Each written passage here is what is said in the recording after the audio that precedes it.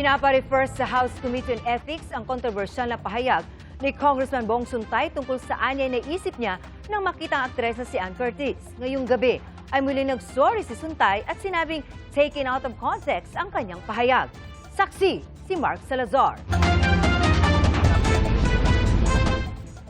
Inula ng batikos ang pahayag na ito ni House Deputy Minority Leader at Quezon City 4th District Representative Bong Suntay kahapon.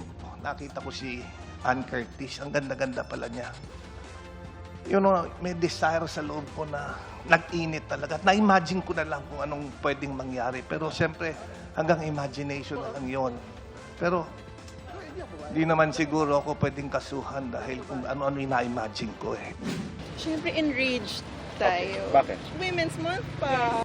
Nakaka-open siya. Ako, as a young woman, gusto ko rin po in a way na when I go out, people would treat me equally as a person. Hindi na dahil babae ako, hindi dahil lalaki siya, hindi dahil batas or matanda siya. Mariing kinundina ng House Committee on Women and Gender Equality ang pahayag ni Suntay.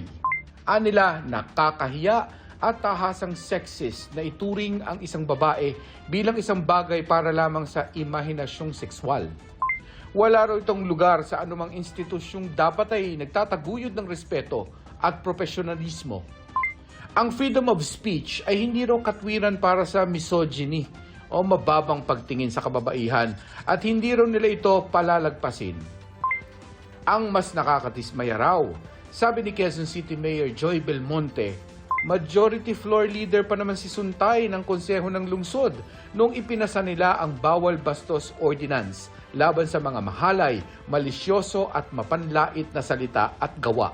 Ayon sa Philippine Commission on Women, ang sinabi ni Suntay ay isa umanong seryosong betrayal of public trust at paglabag sa Republic Act 11313 o ang Safe Spaces Act.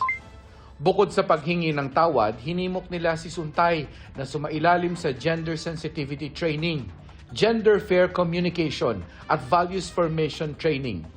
Sina Gabriela Party List Representative Sara Ilago, tinitingnan ang pagsasampa ng ethics complaint laban kay Suntay para mag-iwan daw ng leksyon sa lahat ng mambabatas. Ang dignidad ng kababaihan ay hindi kailanman dapat maging katatawanan sa loob ng Kongreso. Madam Speaker, may I respectfully review all what happened.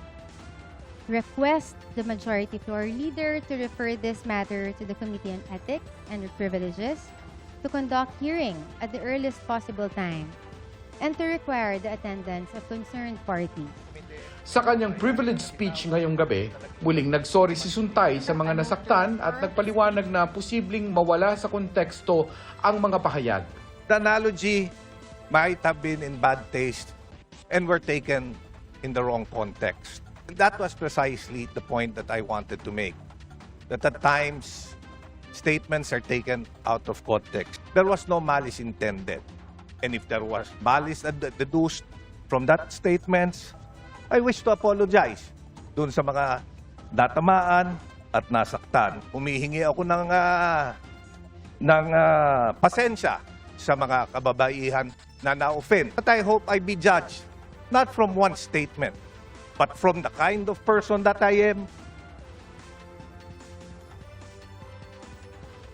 Wala pang pahayag si Ann Curtis sa ngayon. Pero ang kanyang ina, tinawag na sick man at foul si Suntay. Ang kapatid naman ni Ann na si Jasmine Curtis Smith, sinabing hindi lang ito tungkol sa isang female celebrity, kundi tungkol sa lahat ng mga babaeng minamaliit na mga lalaking nasa kapangyarihan. Kapag ang isang congressman daw ang nagsalita tungkol sa kanyang pagnanasa at imagination tungkol sa isang babae, pinalalakas daw nito ang kultura kung saan tinatrato ang mga babae bilang isang bagay na ginagamit, pinagpapantasyahan at ginagawa ng komentaryo. Sa halip na isang buong tao na may kakayahang magdesisyon, mag-isip at pamahalaan ng sarili. Nagsalita rin ng ilang kapwa aktres ni Curtis. Ayon kay Undersecretary Claire Castro, hindi masasabing wala umanong krimen kapag isinasa publiko ang iniisip.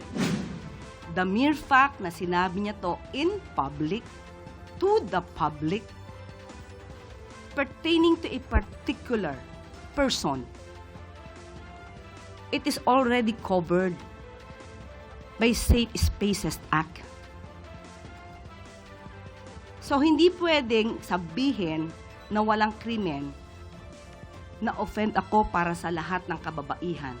Lalo na kung ipagmamalaki pa na karangalan ng isang babae na siya ay pagpantasyahan. Nagpaalala naman si House Speaker Bogie D sa mga mambabatas ngayong Women's Month. Bilang mga mambabatas, may bigat ang ating mga salita at hakbang. Responsibilidad natin na tiyakin ng bawat Pilipina ay ginagalang, pinakikinggan at pinoprotektahan. Para sa isang propesor na nagtuturo ng gender studies, kapag nakakarinig o nakakaengkwentro ng mga bastos na komento, mahalagang i-call out ito o huwag palampasin.